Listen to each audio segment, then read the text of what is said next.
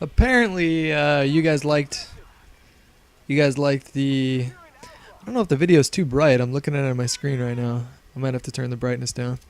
Apparently, you guys liked watching gameplays of commentary with me playing game battles matches, which are, goes without saying that the teams that we play are substantially better than just random pick 'em up games.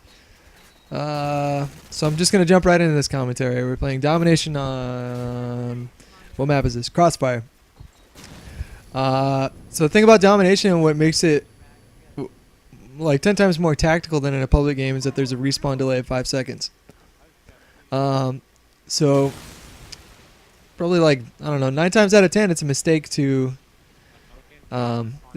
just to rush to B right off the bat and grab it. You wanna clear the other team first, and as you can see, we did that a second ago, and then the lane was open to grab a B cap. So now we have B, they're spawning A. I'm trying to cut them off here, try and get fancy, and I get taken out right here. This team that we played, they were, I don't know, the first map we played them on, I can't even think of it, Ambush, and we started off the match really strong. We had B and A, and what happened was we pushed up too far into their spawn. They spawned behind us, grabbed a flag, grabbed another flag. Before you knew it, we were being dominated. We were able to pick up C, and then we were just trapped in C. We couldn't get out. They were really well posted. We managed to switch up and grab A, but still they had really good central map positioning, and we were just dominated. We couldn't get out of spawn. So going into this match, my mindset was a little bit nervous. Like I knew I would have to step it up a little bit because I had gone pretty negative the first game, like 12 and 18. So to start off this match, you saw me switch to an M16 class of Juggernaut. You can bitch and whine about it all you want, but if you're going to be playing game battles, especially in a long-range map like Crossfire, the only two guns you're going to be running into are the M16 and the MP5. I'd say about another half the time you're going to run into a P90, and almost every time the P90 is going to be silenced because you don't really need a red dot on that gun, and hip fire with a silenced P90 is ridiculous. I've sniped in a couple games for GBs, and something about sniping in GBs where like my shot, there's something about the pressure that I just don't snipe as well as I do. Except when I'm relaxed. When I'm relaxed and having fun, I do a pretty good job. But Chris, or Beyond, as you guys know him, he's actually stepped up and been picking up the sniper rifle. Well, tonight and then the last few nights too. He's really enjoying sniping on game battles, and it's working for him. He's usually at the top of the leaderboards with a sniper rifle, which is pretty goddamn good for game battles. So just to comment on the match a little bit, you saw me start off with a submachine gun. I grabbed that setup just so I could run from the A spawn directly to the B spawn, and I was getting ready for some close quarters combat in a struggle for B, but they got wiped out pretty quick. As soon as we had B and A, we were pretty well set up, so I switched to an M16 because it's a long range map. Which I actually learned that from Pap. I watched one of his videos where he says he starts off usually sometimes with one setup and then switches up to an next. So here I saw an opening to grab C. When we dominated them for a second. They're still spawning at A, which is good. When they're spawning at A, they're either going to spawn directly behind the A flag or they're going to spawn near the bus in the back. And this is a map where the spawns are pretty far apart. So it's pretty hard to spawn trap somebody on this map because the spawns are switching so often. When you have the C flag, you're either going to spawn directly behind the C flag, or you're going to spawn here. I took out Trump because he stepped in front of my shot, and sometimes that happens. You get team kills. But I was just going for the guy off B. That was a priority, so I kept spraying with M16. When you have the C flag, you're either going to spawn right there where that guy shot me from. There's one spawn point, and then there's a spawn point directly on the C flag. When you have the B flag, and any of those other two flags, A and C, the majority of this time you're going to spawn in this little marketplace right here. The sound quality on the PVR that I got isn't that great, so I'm gonna have the in-game volume turned down pretty low. You'll still be able to hear gunshots and stuff like that, but what you're not going to be able to hear very clearly is the communication going on between my team and I.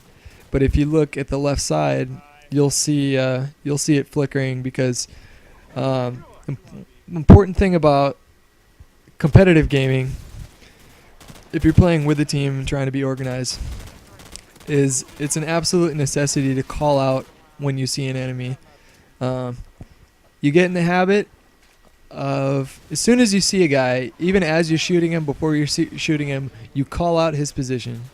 So you'll see my mic flickering a lot, and you'll see everybody else's mic flickering a lot. So here I was thinking to myself, holy shit, we're being dominated. But then I looked up at the score. I'm like, we actually have a pretty comfortable lead right now. As long as we hold one flag. Actually, I'm wrong. That was my thought process at the time. If we hold one flag, we should be fine. But in reality, we need a cap B right now. So you have him being covered. Scoreboard's grabbing B. He gets shot here in a minute, but I go prone, take him out, and I get the B cap right there. So these guys are playing really aggressive. They know that they're gonna have to cap B and hold it. Otherwise, they're gonna lose the game. And at this point, I think is when we get a really good setup going, and they have a hard time kind of breaking through. I think somebody called out that they were going to A. Or I anticipated them doing a spawn switch here. It's kind of hard to... There were multiple guys over there. Oh, I didn't die. I'm thinking of something else. So they're spawning back alley by the bus, and I'm getting ready for them to push A in case they were thinking that. Because if you look at the B flag right now, all three of our guys are on there. It's a good idea to have somebody straggler posting up and kind of camping out for a little bit to protect your other flag. Because right there, they're at the bus, and now they knew that they were having a hard time grabbing B, so they kept on trying to flank around and grab A. But at this point, if you look at the score, we have a really comfortable lead, and I'm not that worried about it. And in a minute here, we get really nice position on them, and they just get fucked. But yeah, as long as we hold one flag at this point, we're gonna be fine. I throw a vert nade because I saw the B flag was flashing, which means somebody's capping it. I was really surprised that we took this match so easily because one guy on there, like was it TP? That guy had a disgusting M16 shot on ambush. Like, he was basically sniping me across the map with it.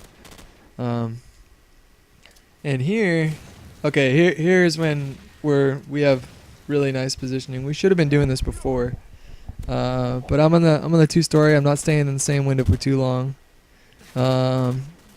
Predicting their spawns. I get shot, so I back up a little bit and I switch windows. This is a good game for all of us. Really good communication.